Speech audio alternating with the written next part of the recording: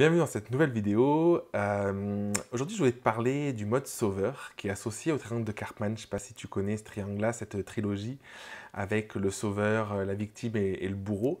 Et je voulais plus particulièrement te parler du mode sauveur parce que j'ai remarqué que souvent, dans les personnes en tout cas de mon entourage, dans l'Agro Academy, dans les personnes que je peux coacher, sont des personnes qui sont énormément dans ce mode-là, en fait, qui sont beaucoup dans cette idée de sauver les autres. On attire les personnes qui nous ressemblent, donc je pense que c'est assez logique. Moi, il y a quelques années, j'ai fait un travail poussé, approfondi pour en sortir. Et du coup, j'aimerais te partager un petit peu ce que j'ai conscientisé, te partager ce que j'ai compris aussi dans ce fonctionnement-là, et de quelle manière tu peux arriver à sortir de ce mode sauveur et sans peur, et que ça peut te servir plutôt qu'autre chose.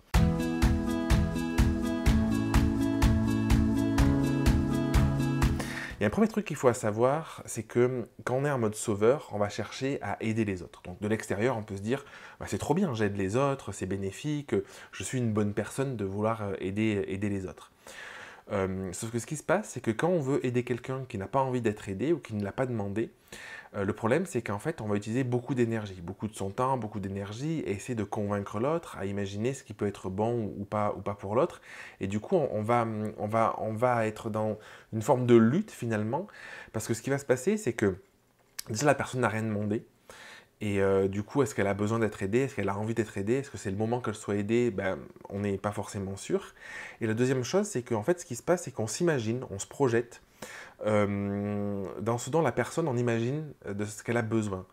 Et en réalité, peut-être que toi, tu as identifié quelque chose, tu as identifié que la personne avait un problème, une problématique, peu importe laquelle c'est, et que tu as envie de l'aider. Mais est-ce qu'elle a besoin d'aide? Est-ce qu'elle est prête à entendre ce que tu as à dire? Est-ce que c'est le bon moment? Et tout simplement, est-ce que c'est pas une extrapolation que tu vas faire? Parce que souvent, ce qui se passe quand on est en mode sauveur, c'est qu'en fait, on se met par rapport à nous, on se dit, oh là là, cette personne, par exemple, quelqu'un qui se vend pas assez cher.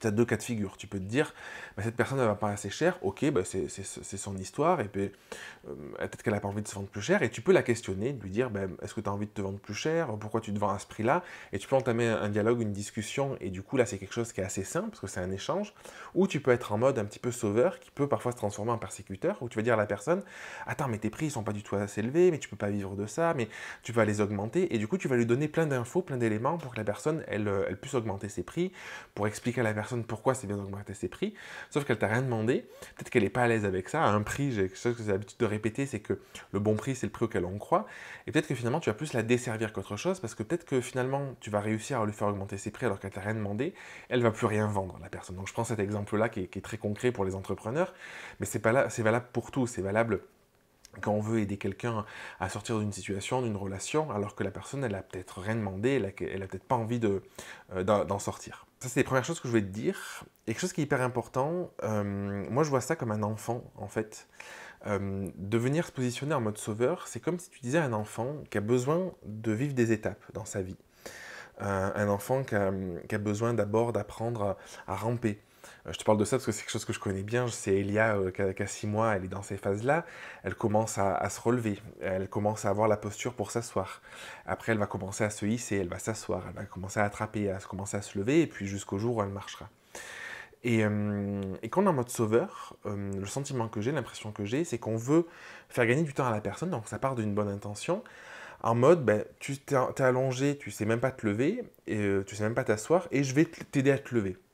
Ça part d'une bonne intention, sauf qu'en fait, on oublie que toutes les étapes de compréhension, d'apprentissage, de conscientisation sont ultra importantes pour ensuite avoir la bonne démarche, pour ensuite avoir l'assurance, et pour se dire, ben, c'est ok, je sais marcher, et que ce soit ancré.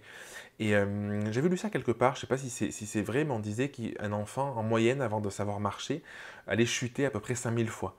Donc, ce qui paraît énorme, donc c'est pas forcément des grosses chutes, mais c'est des essais qu'il peut faire, et je pense qu'en réalité, dans les essais, il y en a beaucoup plus que ça. Et ça veut dire quoi? Ça veut dire qu'il y a un besoin d'apprentissage, il y a un besoin d'expérience, d'expérimenter, un besoin de se confronter à quelque chose pour passer d'une situation A à une situation B. Et quand on est en mode sauveur, ce qu'on va faire, c'est qu'on va souvent avoir tendance à trouver des raccourcis et à faire en sorte que la personne, elle passe de A à B très rapidement sans avoir les étapes intermédiaires, ou de A à Z sans avoir justement les étapes A, B, C, D, E, F, G, H, et du coup on veut faire passer la personne dans un mode très focus, parce qu'on pense que c'est bon pour elle, parce que nous, on sait comment ça marche, on l'a imaginé, on le vit peut-être, et on se dit mais ça va être bénéfique. Et ce que je veux te dire aujourd'hui, c'est que c'est pas forcément bénéfique. Euh, c'est pas forcément bénéfique parce que c'est pas forcément un besoin qu'a la personne. Peut-être que la personne elle est dans une galère et peut-être qu'en fait son besoin aujourd'hui, il n'est pas de sortir de ça, il est déjà de gagner plus confiance en elle. Peut-être que cette personne, son besoin, il est pas dans avoir, parce que tu l'aides à avoir des meilleures compétences, il est juste d'avoir besoin d'avoir plus d'écoute pour sortir d'une situation ou d'une autre. Peu importe la situation, si tu imagines des situations que tu as vécues concrètes, réelles, tu peux t'y rattacher. Dans les moments où tu as voulu aider quelqu'un, où la personne ne t'avait pas demandé, et finalement, ce qui se passe, c'est que tu as mis beaucoup de temps, beaucoup d'énergie, alors que la personne, elle n'a même pas conscience en fait qu'elle a ce problème parfois. Et ça peut être un vrai blocage, une vraie difficulté.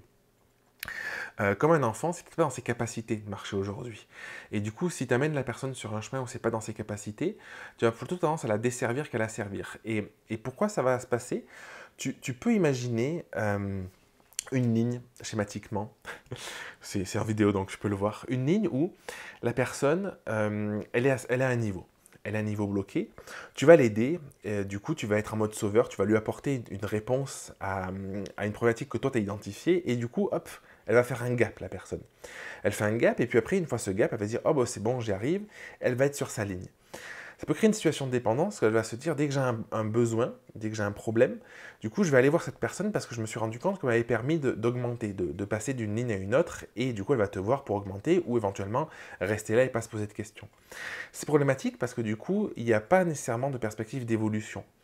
Alors si tu prends une même personne et que tu sèmes des graines, que tu peux, c'est pas ne pas aider les personnes, être en mode, quand on veut aider quelqu'un, en mode sauveur, c'est aller voir la personne qui n'a pas besoin d'aide en fait, ou qui n'a pas demandé, ou qui n'a pas conscience.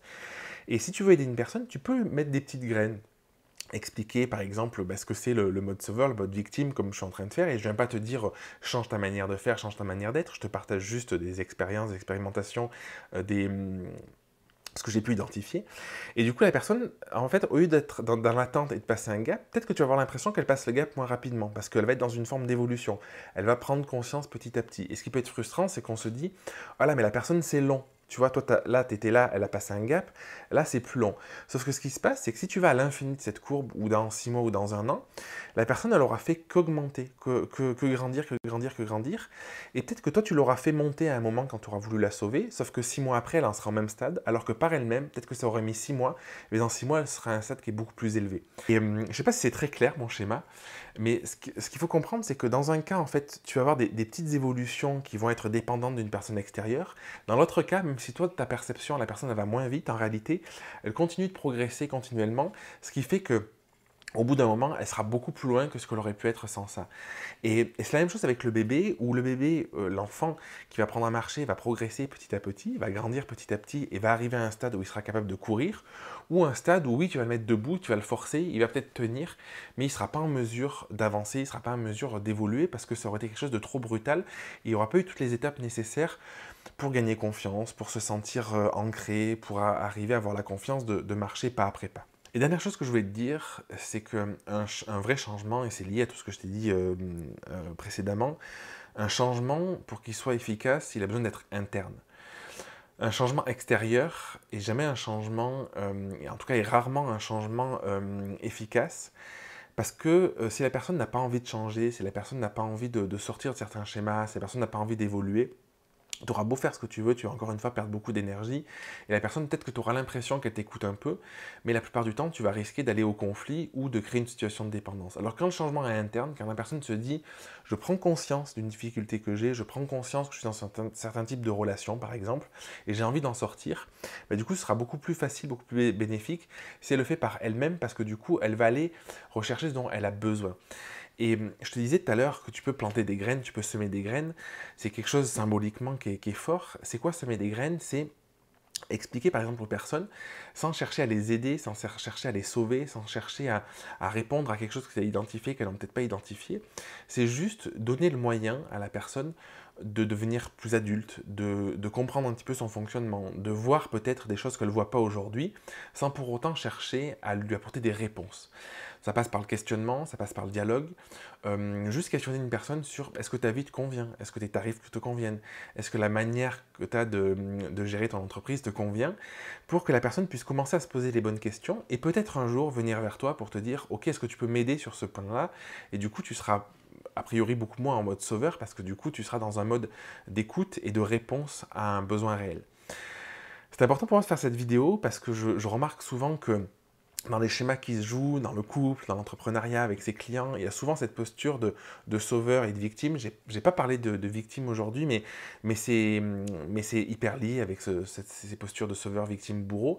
Et d'ailleurs, souvent, quand on est sauveur et que la personne ne répond pas en face, on peut tomber dans un mode bourreau ou persécuteur, où on va mettre la personne face à une autre réalité, ou la persécuter, ou lui dire des choses qui sont moins bienveillantes, du coup. Donc, tout est lié, mais je voulais vraiment faire le focus là-dessus, parce qu'on m'a récemment posé la question de comment on peut identifier si en mode sauveur ou pas. Donc il y a cet esprit-là de est-ce que la personne l'a demandé ou pas? Est-ce que c'est quelque chose qui est identifié chez la personne comme un besoin ou pas? Est-ce qu'on le fait parce qu'on a imaginé que c'était un mieux-être pour l'autre alors que la personne n'a même pas conscience qu'elle peut avoir un mieux-être? Et ça c'est hyper important, c'est fondamental. Et du coup se demander pour quelle raison on le fait.